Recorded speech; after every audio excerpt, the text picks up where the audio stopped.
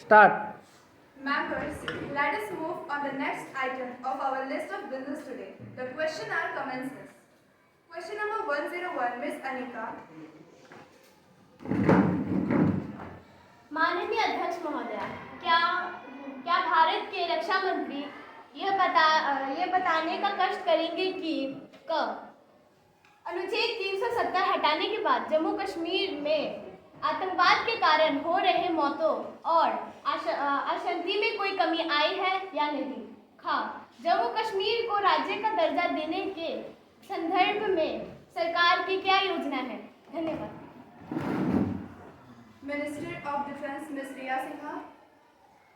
माननीय अध्यक्ष महोदय, प्रश्न 101 के पहले हिस्से के संदर्भ में मैं कुछ नंबर है जो यहाँ बैठे हुए सदन में रखना चाहूँगी।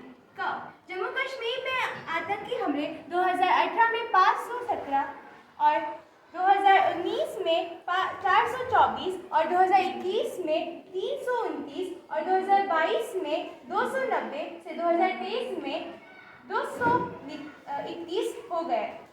मई 2014 से अगस्त 2090 तक इन हमलों में 170 नागरिकों एवं 406 सुरक्षा बलों की शहादत हुई, जबकि 5 अगस्त 2021 से नवंबर 2021 तक ऐसे मामलों में 88 नागरिकों एवं 99 सुरक्षा बलों की शहादत हुई।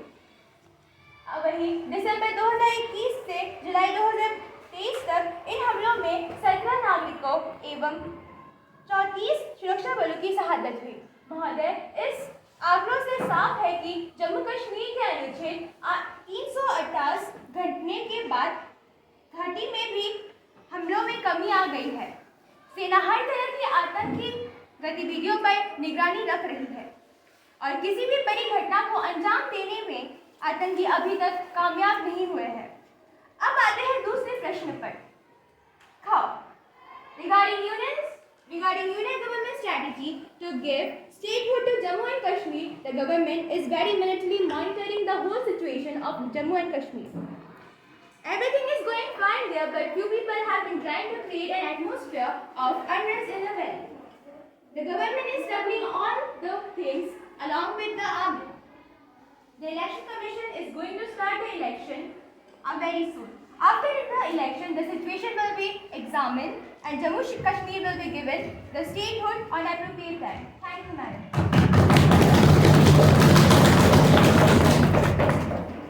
Any supplementary questions, Miss Anika? Question number 102, Miss Pratha Kumari. Honorable Madam, will the Minister of Home Affairs be pleased to state A. Whether government has the data of all deaths under police custody for last 3 years. B. If so, the state-wise details thereof. C. Whether government has taken any steps to eliminate custodial torture and death. And D. If so, the details of the action taken thereof.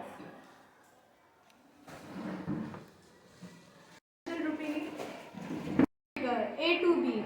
As per information received from the Human Rights Commission and HRC, the detail of cases state UT-wise.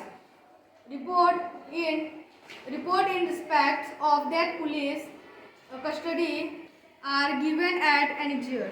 C to D. Police and public are states subjects per the 7th schedule to the Constitution of India. The Ministry of Home Affairs and the National Human Rights Commission and HRC issue advisories from 2RSUS to time ensure protection of human rights. Further pursuant to the guideline issued by the NHRC, every death in custody, police or judicial, natural or otherwise, is to be reported to the Commission within 24 hours occurrence. If an inquiry by the Commission disclose negligence by a public servant, the Commission recommends to authorities of central state government for initiation of disciplinary proceedings, prosecution against the hearing public servant, action against the erring public servants is to be taken by the respective authorities as per extant rules produced. Any supplementary questions, Ms. Pratha Kumari? No, madam. Next question. Question number 103, Ms. Sushmita Devi, please. माननीय, क्या इलेक्ट्रॉनिकी और सूचना प्रौद्योगिकी मंत्री यह बताने की कृपा करेंगे कि क्या विश्व में सबसे अधिक साइबर हमले भारत में विशेष रूप से चीन द्वारा होते हैं, और यदि हाँ तो तत्संबंधी ब्यौरा क्या है और इस समस्या से निपटने के लिए क्या प्रयास किए जा रहे हैं? क्या पिछले 3 वर्षों के दौरान सरकार द्वारा देश की साइबर सुरक्षा को मजबूत करने के लिए कोई सुरक्षा नीतियाँ शुरू की गई है, और यदि हाँ तो तत्संबंधी ब्यौरा क्या है और इसके तहत कितनी प्रगति हुई है, और यदि नहीं तो इसके क्या कारण है? धन्यवाद। व्यंग्य है कि भारत में इंटरनेट सभी उपयोगकर्ताओं के लिए खुला, सुरक्षित एवं विश्वमय और जवाबदेह हो। 80 करोड़ से अधिक भारतीयों के इंटरनेट से जुड़े होने से भारत दुनिया के सबसे बड़े जुड़े देशों में से एक है। गुमनामी के साथ सीमाहीन साइबर स्पेस के साथ इंटरनेट के तेजी से विकास से साइबर सुरक्षा की घटनाओं में वृद्धि एक वैश्विक घटना है। इसके अलावा वर्ष 2022 में ABM एक्स कोसा एक खतरा सूचना साझाकरण मंच द्वारा प्रकाशित एक रिपोर्ट के हवाले मीडिया लेख भी है, जिसमें कहा गया है कि भारत एशिया के ऐसे देशों में से है जिन पर सबसे अधिक साइबर हमले हुए हैं। साइबर सुरक्षा इन नेटवर्कों द्वारा उनके उत्पादों द्वारा उत्पन्न डेटा पर आधारित होते हैं और ऐसे डेटा का निवारण उपलब्ध नहीं होता है और आसानी से सत्यापित भी नहीं किया जा सकता। भारत कंप्यूटर आपातकालीन प्रतिक्रिया दल सतह 8 द्वारा दी गई रिपोर्टों और ट्रैक की गई जानकारी के अनुसार वर्ष 2020, 2021 और 2022 जून तक के दौरान क्रमशः कुल 11,58,208 व 14,02,809 और 6,74,021 साइबर सुरक्षा घटनाएं देखी गई है। भारतीय कंप्यूटर आपातकालीन प्रतिक्रिया दल 7-8 को उपलब्ध कराए गए लोगों के अनुसार जिन कंप्यूटर से हमले होते हैं इनके इंटरनेट प्रोटोकॉल AP पते चीन सहित विभिन्न देशों के हैं।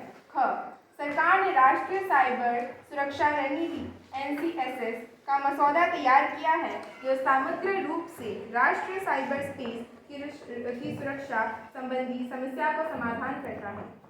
साइबर सुरक्षा रणनीति की दृष्टिकोण भारत की समृद्धि के लिए सुरक्षित, संक्षिप्त, भरोसेमंद, लचीला और जीवन साइबर स्पेस सुनिश्चित करता है।